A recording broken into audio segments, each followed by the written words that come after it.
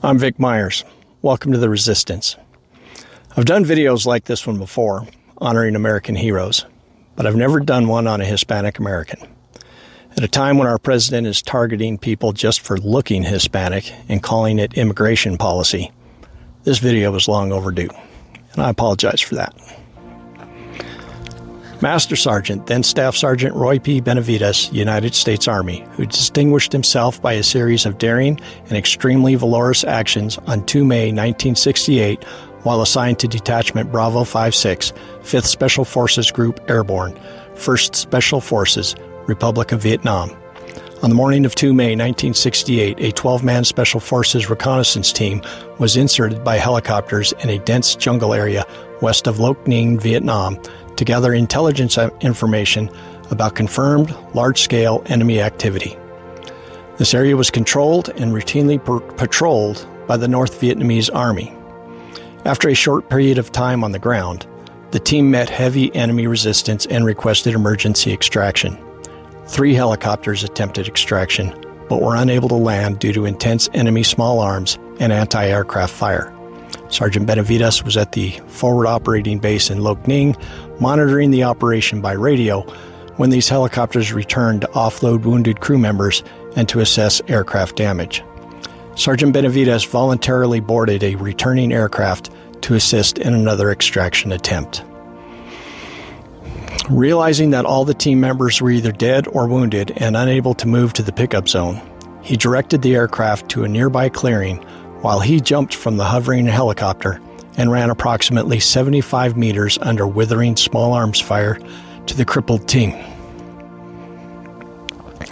Prior to reaching the team's position, he was wounded in his right leg, face, and head. Despite these painful injuries, he took charge, repositioning the team's members and directing their fire to facilitate the landing of the extraction aircraft and the loading of the wounded and dead team members. He then threw smoke canisters to direct the aircraft to the team's position. Despite his severe wounds and under intense enemy fire, he carried and dragged half of the wounded team members to the awaiting aircraft. He then provided protective fire by running alongside the aircraft as it moved to pick up the remaining team members. As the enemy's fire intensified, he hurried to recover the body and classified documents on the dead team leader.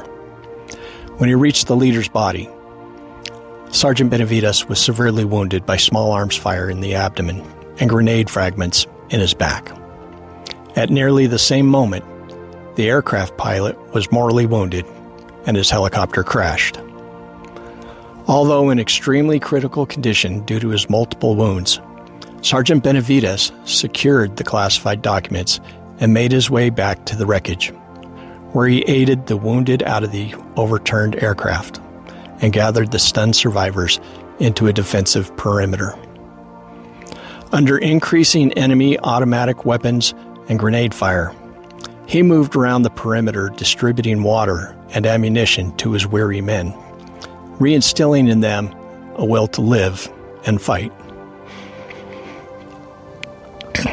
Facing a buildup of enemy opposition with a beleaguered team, Sergeant Benavides mustered his strength, began calling in tactical airstrikes, and directed the fire from supporting gunships to suppress the enemy's fire, and so permitted another extraction attempt. He was wounded again in his thigh by small arms fire while administering first aid to a wounded team member just before another extraction helicopter was able to land. His indomitable spirit kept him going as he began to ferry his comrades to the craft. On his second trip with the wounded, he was clubbed from additional wounds to his head and arms before killing his adversary. He then continued under devastating fire to carry the wounded to the helicopter. Upon reaching the aircraft, he spotted and killed 2 enemy soldiers who were rushing the aircraft from an angle that prevented the aircraft door gunner from firing upon them. With little strength remaining, he made one last trip to the perimeter to ensure that all classified material had been collected or destroyed and to bring in the remaining wounded. Only then, in extremely serious condition from numerous wounds and blood loss, did he allow himself to be pulled into the extraction aircraft. Sergeant Benavides' gallant choice to join voluntarily his comrades who were in critical straits, to expose himself constantly to withering enemy fire, and his refusal to be stopped despite numerous severe wounds, saved the lives of at least 8 men.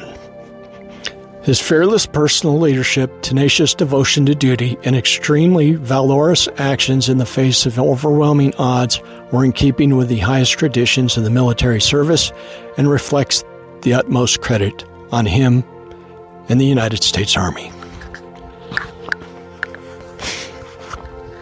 Roy Benavides was a cotton picker's son, a Mexican-American kid from Texas who became one of the greatest heroes this country has ever known. If he were alive today, he would be in danger of being targeted by Gestapo. Thanks for listening. Good day.